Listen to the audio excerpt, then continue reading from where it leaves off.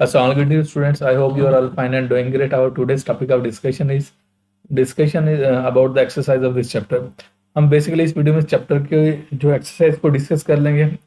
हम इसके एमसीक्यूज को देखेंगे. चैप्टर पहले ऑलरेडी हम प्रीवियस वीडियोस में डिस्कस कर चुके हैं. अब इसके एमसीक्यूज को देखते हैं कि कौन सा ठीक है. अब जहाँ मैं जस्टिफाई बताऊंगा आपको कि ये ठीक है, और बाकी जो 3 गलत हैं वो क्यों गलत हैं वो भी जस्टिफाई कर दूंगा.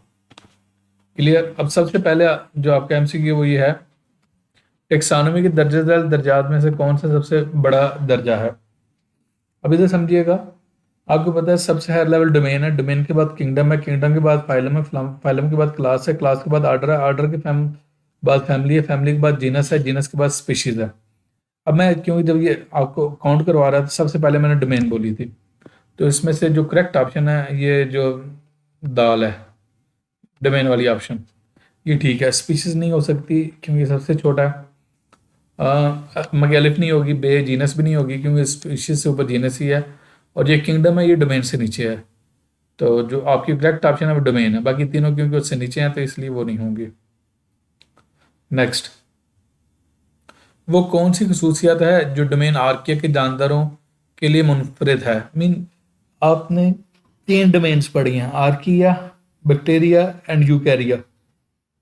अब कहते हैं जो डोमेन आर्किया है ना, इसके अंदर कौन सी ऐसी है जो बाकी से डिफरेंट है. मैं जो करेक्ट वाला उसको हाईलाइट कर देता हूँ. वो है शदीद माहौल में रहने की सलाहियत. ये एक्सट्रीम कंडीशंस लविंग होते हैं, एक्सट्रीम कंडीशंस में रहते हैं. क्लियर. अब बाकी तीनों मैं गलत साबित करता हूँ कैसे. अलीफा पेप्टाइडोग्लाइकेन की बनी सेल वॉल, ये इनकी नहीं है, ये बैक्टीरिया की होती है. बे न्यूक्लियस की मौजूदगी नहीं, ये वाली ऑप्शन इनकरेक्ट है क्योंकि यूकैरिया के अंदर न्यूक्लियस होता है और बैक्टीरिया के अंदर न्यूक्लियस नहीं होता. राइबोसोम्स की गैर मौजूदगी ये भी नहीं है. तो जो ऑप्शन आपकी जीम है ना वो ठीक है. नेक्स्ट हम देखते हैं, इनमें से कौन सा बयान बैक्टीरिया के मुतल्लिक नहीं है. मैं कौन सा बयान जो बैक्टीरिया से लिंक नहीं. पहली ऑप्शन ही ठीक है, अलिफ, न्यूक्लियस नहीं रखते. नहीं, ये नहीं, ये दाल. क्लोरोप्लास्ट में क्लोरोफिल रखते हैं, ये इनके मुतल्लिक ठीक नहीं है क्योंकि जो क्लोरोप्लास्ट है ना ये प्लांट सेल में होता है, बैक्टीरिया में नहीं होता. तो इनके मुतल्लिक इनकरेक्ट है. अब बाकी तीनों ऑप्शन में आपको फल्सिफाई करता हूँ. पहला, न्यूक्लियस नहीं रखते, ये बात तो ठीक है क्योंकि बैक्टीरिया के सेल के अंदर न्यूक्लियस नहीं होता. B option, cell wall peptidoglycan से बनी होती है, ये वाला भी ठीक है क्योंकि जो बैक्टीरिया की सेल वाला है that is made up of peptidoglycan. Clear. Next, ज़्यादातर हेटरोट्रॉफिक है. हाँ, ये बात भी ठीक है. बहुत सारे ऐसे बैक्टीरिया जो हेटरोट्रॉफिक है वो अपनी खुराक को तैयार नहीं करते. तो इनमें क्या, क्लोरोप्लास्ट में जो क्लोरोफिल रखते हैं ये प्लांट सेल में होता है, बैक्टीरिया में नहीं होता. तो जो ऑप्शन की करेक्ट है वो दाल वाली है. क्लियर.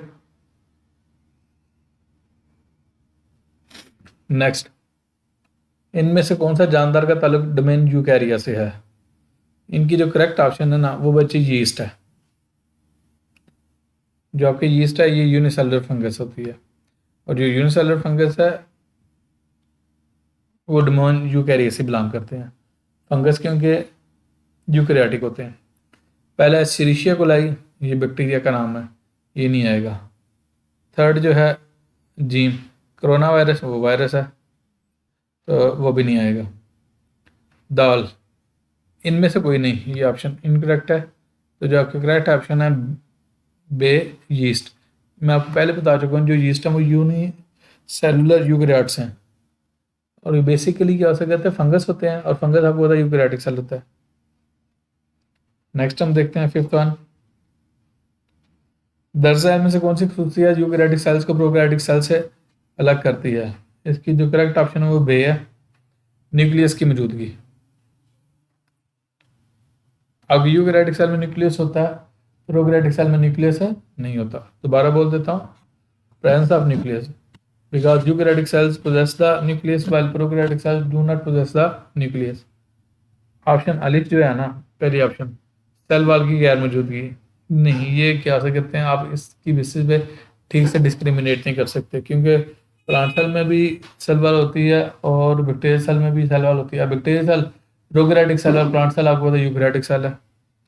राइबोसोम्स की गैर मौजूदगी नहीं, ये बैक्टीरिया में भी होती है, इन प्रोकैरियोटिक सेल में भी होते हैं और यूकैरियोटिक सेल में भी होते हैं, छोटा साइज ये हो सकता है लेकिन इतना अप्रोप्रिएट नहीं है।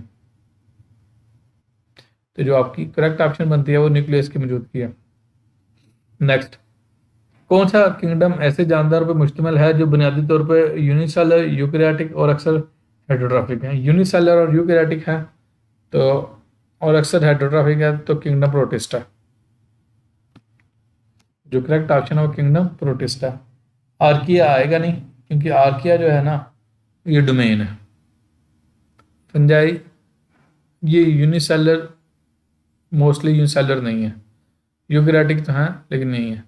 प्लांटी ये भी यूकैरियोटिक तो हैं लेकिन ये हेटेरोट्रॉफिक नहीं है, हेटेरोट्रॉफिक है, तो ये वाले ऑप्शन भी गई।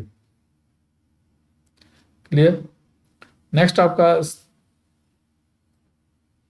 एमसीक्यू नंबर 7, फंजाई का शुमार हेटेरोट्रॉफिक जानदारों में क्यों होता है? हेटेरोट्रॉफिक क्यों कहते हैं? क्योंकि ये अपने न्यूट्रिशन को ऑब्जॉर्व करते हैं। Their mode of nutrition absorption, तो इनकी करेक्ट ऑप्शन जो है वो बे, ग़िज़ाई अज्जा जज़ब करते हैं, ये करेक्ट वन है। अलिफ, सेल वाल में काइटिन की मौजूदगी, इसका तो क्या कहते हैं मोड ऑफ न्यूट्रिशन लिंक ही नहीं है। ओके, जीम ऑप्शन, स्पोर्स के जरिए तौलीद करते हैं, इसका भी न्यूट्रिशन से कोई लेना देना नहीं है। नेक्स्ट, खुराक तैयार नहीं करते, ठीक है तैयार नहीं करते, और इनकी ग़िज़ाई अज्जा जज़ब करते हैं, ठीक है बे वाला ऑप्शन है। और दाल भी हो सकती है, इसमें दोनों ऑप्शन ठीक हो सकती हैं, बे भी हो सकता है दाल भी हो सकती है। वो खुराक खुद तैयार नहीं करते इसलिए हेटेरोट्रॉफिक होते हैं, और इनका मोड ऑफ न्यूट्रिशन एब्जॉर्प्शन है। ये बुक वाले थोड़े दोनों क्लोज दे दिए हैं तो आप बे और दाल दोनों कर सकते, दोनों ठीक हो जाएंगे।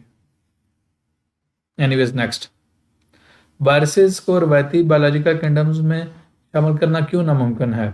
हम वायरसेस को क्यों नहीं ऐड कर सकते जो आपके रेगुलर किंगडम क्लासिफिकेशन सिस्टम है? अलीफ ऑप्शन ही ठीक है इसकी। इनकी साख सेल्स पर मुश्तमिल नहीं होती, ऑर्गेनल्स भी नहीं मौजूद होते। जब वो सेल से मिलकर नहीं बने और ऑर्गेनल्स नहीं present, then how can you include them in the living organism? आप उन्हें लिविंग ऑर्गेनिज्म में इंक्लूड ही नहीं कर सकते हैं, तो आपकी अलीफ ऑप्शन ठीक है।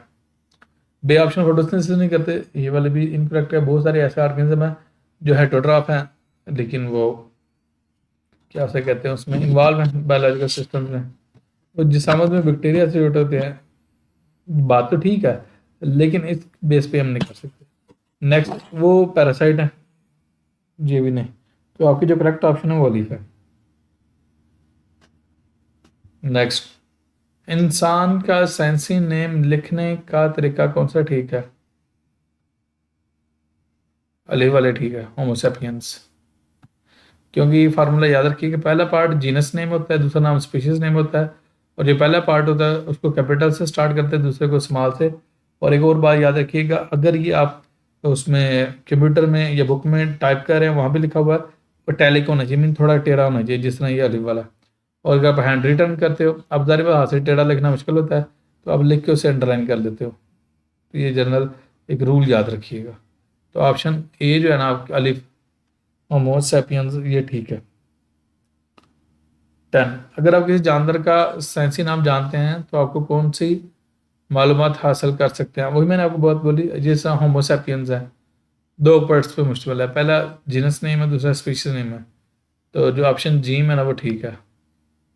अलिफ किंगडम और फाइलम ये भी गलत है, बे फाइलम और जीनस ये भी गलत है, दाल क्लास स्पीशीज ये भी गलत है, तो जो आपकी करेक्ट वन है जीनस स्पीशीज है। क्लियर है बच्चे? यहाँ तो मैंने आपको ये कर दिया। If you have any sort of question, then you can ask in the comment section. Thank you so much.